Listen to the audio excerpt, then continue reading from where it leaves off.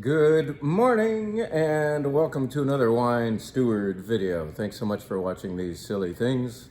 And here we are, once again, weekly Wine Steward video coming at you. And what we have in front of you, the props of the day to start with are a tomato if you'd like, and a desperately empty, bereft wine glass. It needs something, doesn't it? So I am working on that right now. I have found over the last couple weeks, I'm in recovery. I've been doing 30-minute long videos and fewer of you watch those. So I realized brevity is a blessing, isn't it? So I'm making this video shorter, I promise. And one way of doing that is to try just one glass of wine in front of you and tell you about several others and other things that are happening at the Wine Steward.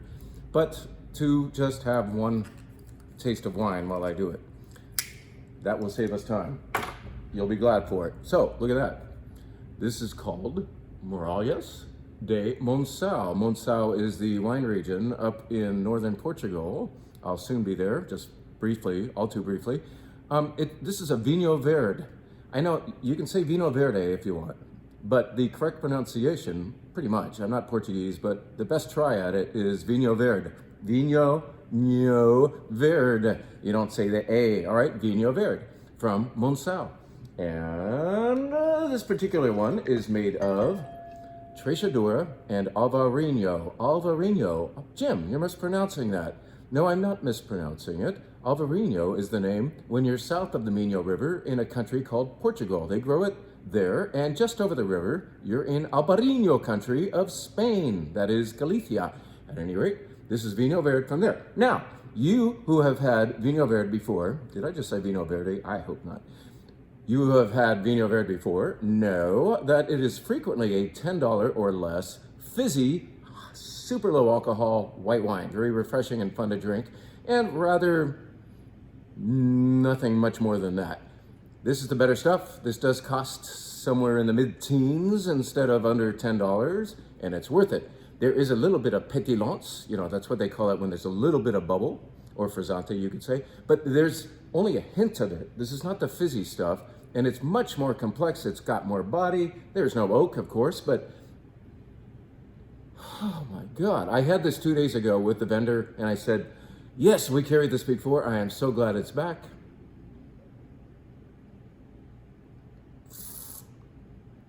And I can swallow that instead of spitting it out as I should responsibly do in front of you on a video, especially at 9 in the morning. It's not even 9 yet, but this is the only taste of wine I'm having, as I said. So, keeping it short. At any rate, why am I showing you this wine? Because it is on our wine bar menu as of today. I'm going to be building that wine bar menu as soon as this video is done. Typically, what we do in these videos is tell you what is on the wine bar menu. What we'd rather say is a few things about some food items, and then get into the great proclamation that I will not yet proclaim. You'll just have to keep watching. Look at the tomato. The tomato, why is it there? I'll bet you think I've got this tomato sitting here because of this. Because of the fact that nearly all year long, we bring in burrata. Beautiful, soft, mushy, yummy cheese from Puglia, Italy. Italy, that's the new place down in San Jose, right? I gotta go. No, Italy. Puglia, Italy is the source of the best burrata in the world. And yes, now we're making it domestically as well, but we're sticking to the original stuff, and it is perfect for an insalata caprese. So you need to get the basil as well. You probably have that growing in your backyard. You certainly have these going by now, right? I plucked this morning. Fun to say plucked, isn't it? You just got to be careful on these videos. I did not present this tomato in order to tell you about insalata caprese and the fact that, yes, we sell burrata. I do that probably every other week. How about this? How about this? See that? Look, that is a butter lettuce leaf. And what you can do at your next party is a build your own damn Salade Nicoise wrap. Use this. People can walk around holding this, and after they have filled it with all kinds of good things, many of which are available at the Wine Steward. But the tomatoes are not. You have to pick these tomatoes. What else goes in a great Salade Nicoise? Well, perhaps piparra peppers. Maybe you've never heard of them. You need to hear about them. These are fantastic peppers from the northern part of Spain, from Basque country. They are semi-mild, they are delicious, they're very skinny. And you know what they actually look like? They look like the other thing that should go in your wrap that would be appropriate for a salade niçoise called haricot vert. That's a little skinny string bean. Haricot vert sounds fancier, doesn't it? But you parboil those, you get them just like nearly tender, and that would be fantastic in this niçoise salad wrap. The tomato, the piparra pepper, and hey, you want to look cool? You want to look cool? Do this. Put these in there. These are anchoa olives. Sorry for the shine there. These are olives from Spain that are actually stuffed with anchovies, which sounds downright frightening. Don't worry, they're very mild. They're tangy and sliced up a little bit. Just having a little hint of this flavor in your niçoise salad wrap would be fantastic. Now, what would be great in there as well as a dressing, but there's a hook, would be olive oil, especially from Spain. Why not? You know, let's do all things Mediterranean for your salade niçoise. And we have fantastic Spanish olive oil, which can go in there. Boom, boom, boom, boom, boom, boom. Of course, we're missing the main event, right? Let's get the tomato up front again because it's short. That's good staging. And let's tell you about this. I have mentioned it once before, but we now have ventresca tuna from Portugal. The ventresca is from the belly of the bonito, or the tuna fish, and it's considered to be the very best and most tender, least fishy even, part of the tuna. And this is packed in fantastic extra virgin olive oil. So what you really have here is the opportunity to skip this if you want, because there's enough dressing going on here. So you get the tuna that's available at the Wine Steward, and your tomato that's available in your garden, I hope, and olive, you know, salade niçoise. So good, so fun to walk around on the patio with at the next party. You got to do it. It's just nice. People get to build their own, and so it's a fun group activity. Okay, so food product commercial being finished. What is the proclamation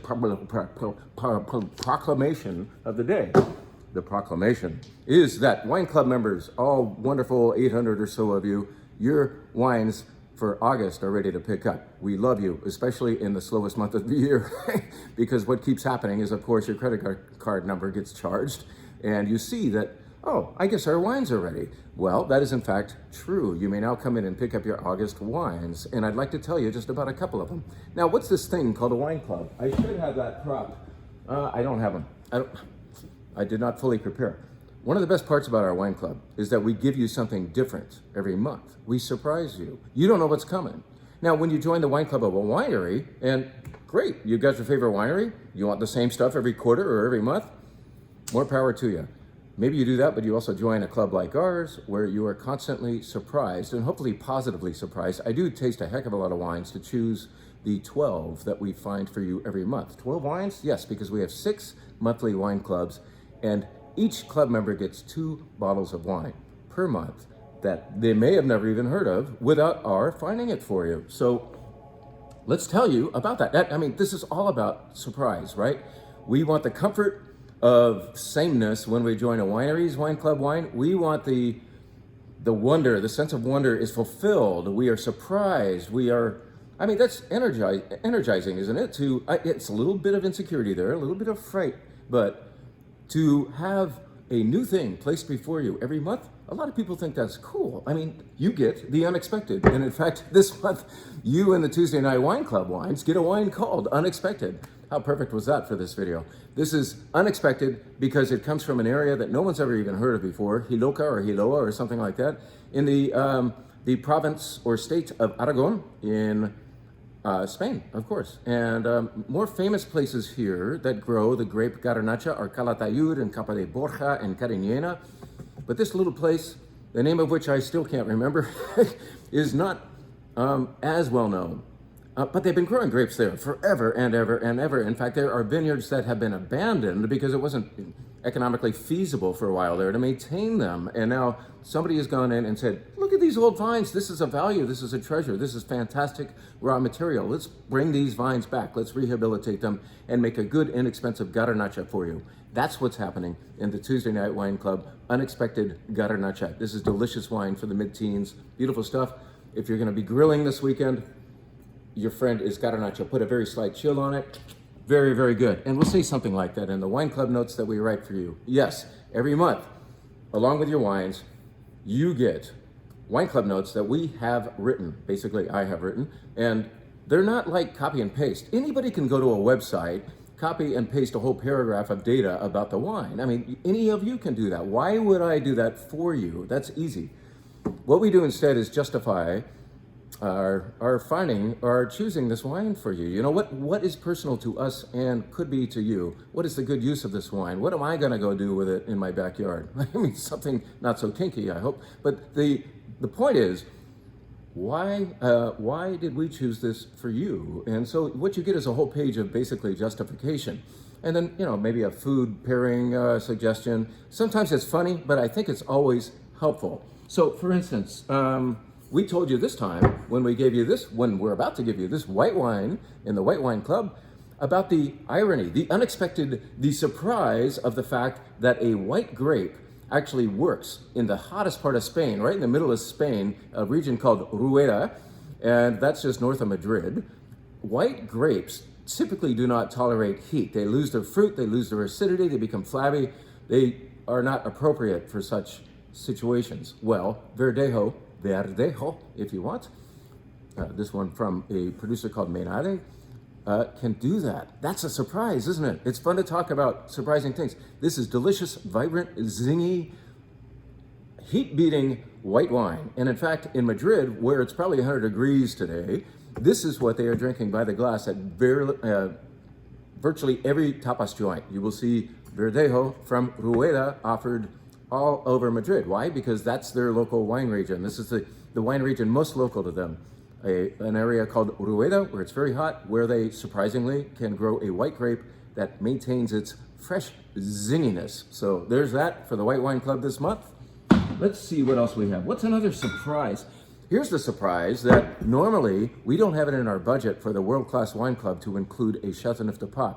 This time working with a particular importer who's been very good to us and we've been very good to him. Frankly, there's a lot of give and take, and therefore a price concession was made in order to give you a fantastic 2019 Chateauneuf de Pape from André Mathieu.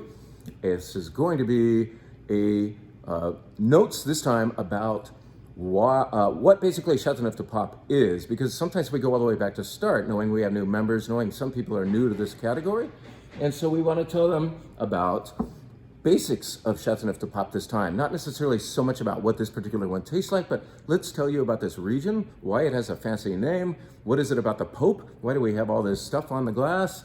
You know, there's a lot of tradition here. Well, one cool thing about Chateauneuf de Pape is when they created this wine region, in other words, they've been growing wine here for hundreds of years, but because the local growers were a little pissed off, some of them who were making good wine were pissed off by their neighbors adding water or adding other grapes or bringing in grapes from a region that was not Chateauneuf de Pape to add to their, extending it, you know? In other words, screwing with the system, cheating. So they created rules.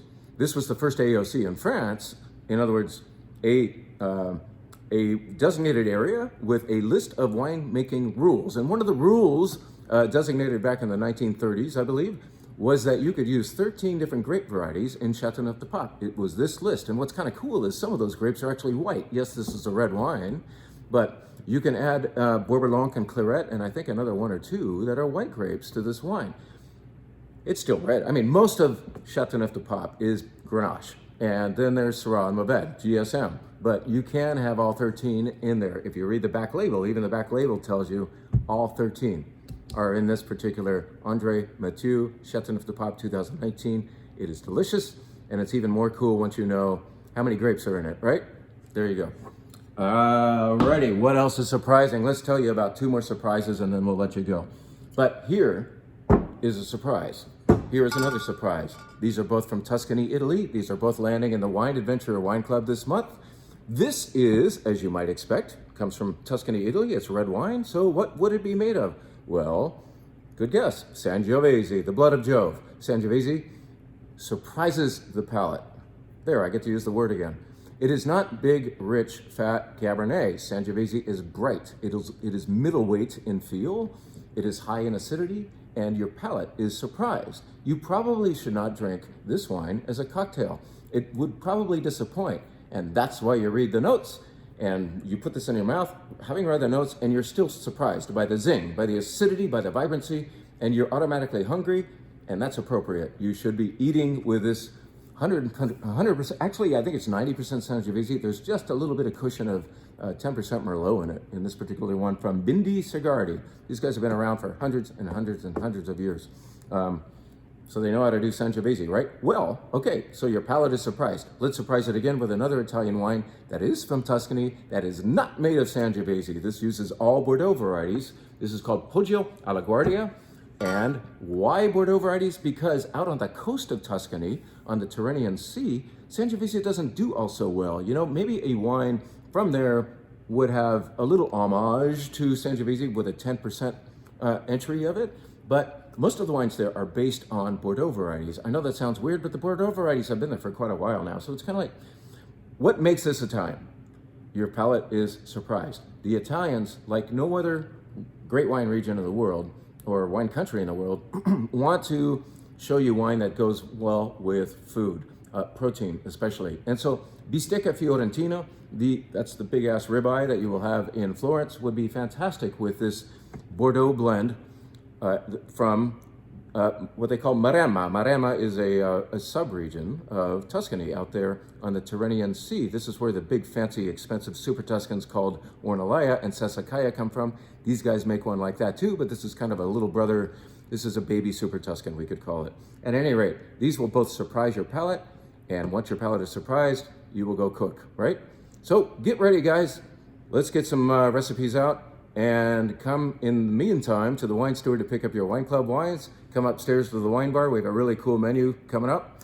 In fact, not one but two sparkling wines will happen, both by the same producer. You could order half glasses of each. How fun is that? One's a rosé and one is blanc or white.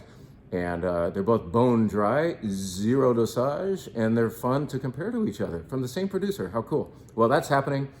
And this video no longer is. We are done, and look at that. It wasn't 30 minutes. Have a great weekend, stay cool, and thank you for watching.